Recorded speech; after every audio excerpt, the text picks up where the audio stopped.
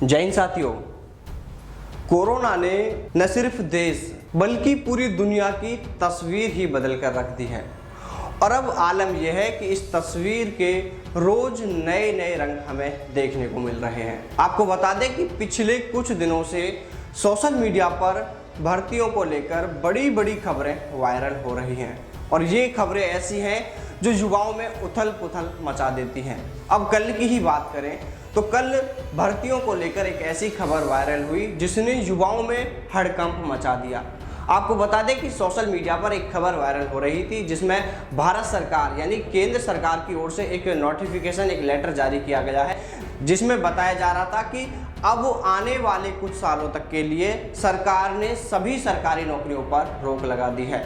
यानी अब किसी भी सरकारी डिपार्टमेंट में किसी भी नए पद पर भर्ती नहीं होगी। ऐसा लेटर सोशल मीडिया पर कल तेजी से वायरल हो रहा था। जैसे ही इस वायरल लेटर ने रफ्तार पकड़ी और यह पता चलने लगा सरकार को भी कि युवाओं में हड़कंप मच रहा है, तो वित्त मंत्रालय को कल के कल ही मीडिया के सामने आना पड़ा और उन्होंने इस खबर का खंडन किया है। उन्होंने साफ बयान दिया है कि ऐसी कोई मंशा सरकार की नहीं है, सरकार का ऐसा कोई प्लान नहीं है और ना ही ऐसा कोई लेटर अभी जारी किया गया है। तो साथियों, ये जो खबर थी जो आप कल से हमें लगातार भेज रहे हैं, इस खबर के बारे में आपको पता चल गया होगा कि यह एक अफवाह है, यह एक फेक न्यूज थी।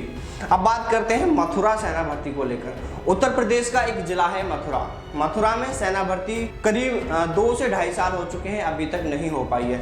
रीजन ये रहा है कि पहले से ही यहाँ पर सेना भर्ती 1 साल डिले चल रही थी, यानी यहाँ पर साल भर से कोई सेना भर्ती नहीं हुई थी।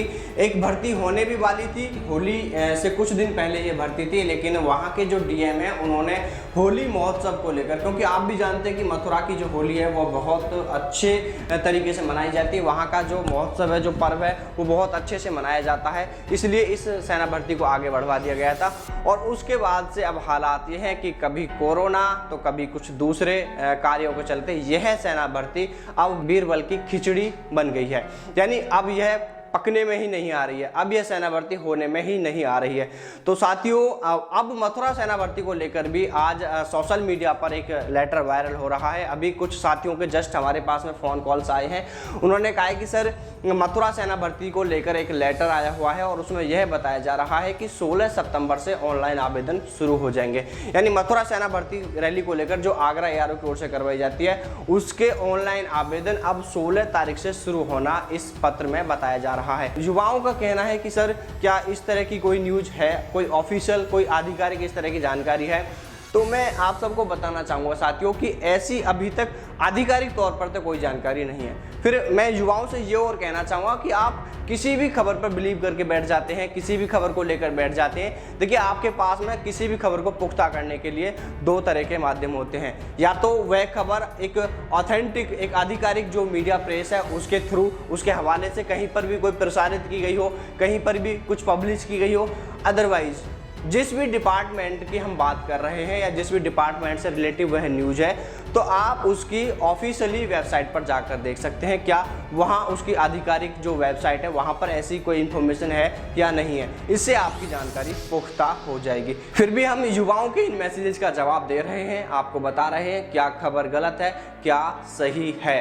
तो साथियों, मथुरा सेना भर्ती को लेकर अभी तक कोई अपडेट नहीं है। हाँ, मैं ये जरूर कहना चाहूँगा कि मथुरा सेना भर्ती भी काफ़ी समय से अटकी हुई है। सेना के जो ऑफिसर्स हैं, सरकार में बैठे जो अधिकारी हैं, इस पर ध्यान दें कि मथुरा जिले की जो सेना भर्ती रैली होनी है उसको लेकर भी जल्द से जल्द वो नोटिफिकेशन जारी करें, ताकि युवाओं में जो एक बेचैनी है, युवाओं की जो परेशानी है, उसमें कुछ उन्हें राहत मिल सके।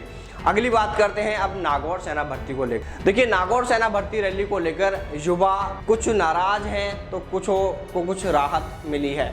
यानी नागौर सेना भर्ती को लेकर भी अभी तक नोटिफिकेशन जारी नहीं हो रहा था, लेकिन अब नोटिफिकेशन कुछ दिन पहले ही जारी हुआ है। उस नोटिफिकेशन में जो बताया गया है कि जो नागौर सेना भर्ती रैली के आवेदन है वो 10 सितंबर से शुरू हो गए हैं और यह सेना भर्ती रैली अभी टेम्परेरी तौर पर जो इसका प्लेस बताया जा रहा है, वेन्यू प्लेस, वह उदयपुर बताया जा रहा है और जोधपुर एआरओ की ओर से यह सेना भर्ती होना बताया जा रहा है। अब ऐसे में युवाओं को दिक्कत ये हुई कि इनकी सेना भर्ती हर साल नागौर मुख्यालय पर ही होती थी और इस बार से जब इस सेना भर्ती को उदयपुर भेज दिया गया, तो युवा इसको लेकर बहुत परेशान है।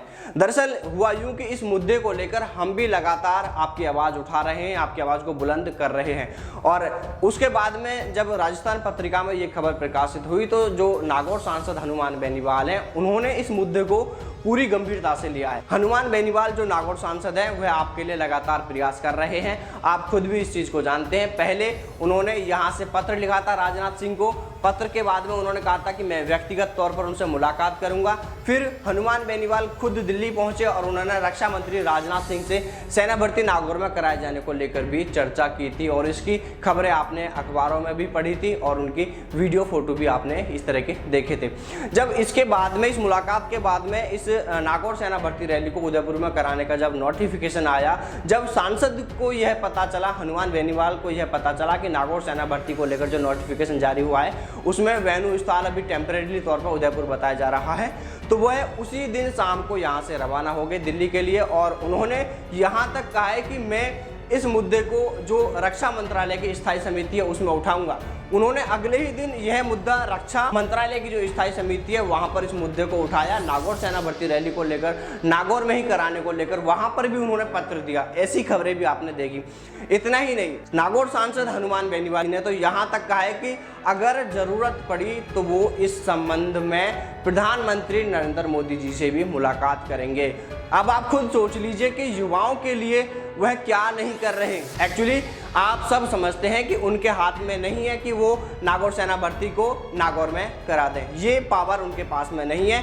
वह एक जनप्रतिनिधि है, आपका प्रतिनिधित्व कर रहे हैं, आपकी आवाज़ को अधिकारियों तक पहुंचा रहे हैं, आपकी आवाज़ को उन जिम्मेदार विभागों के अधिकारियों तक पहुंचा रहे हैं जो उससे रिलेवेंस हैं, जो उससे रिलेटिव हैं। तो आप खुद देख सकते हैं कि पहले उन्होंने मुलाकात की, फिर पत्र लिखा, फिर वापस जाकर रक्षा मंत्रालय की स्थायी समिति में इस मुद्दे को उठाया, और अब वो कह रहे हैं कि जो सांसद का मानसून सत्र चल रहा है इसमें भी वह इस मुद्दे को उठाएंगे और ज़रूरत पड़ती है तो वो प्रधानमंत्री नरेंद्र मोदी से भी सेना भर्तियों को लेकर मुलाकात करेंगे। तो मेरा कहने का मतलब साथियों ये है कि अब आप सोच रहे होंगे कि इस खबर को हम क्यों देखें, नागौर की खबर है तो हम इसमें क्यों अपना समय जाया करें, समय खराब करें।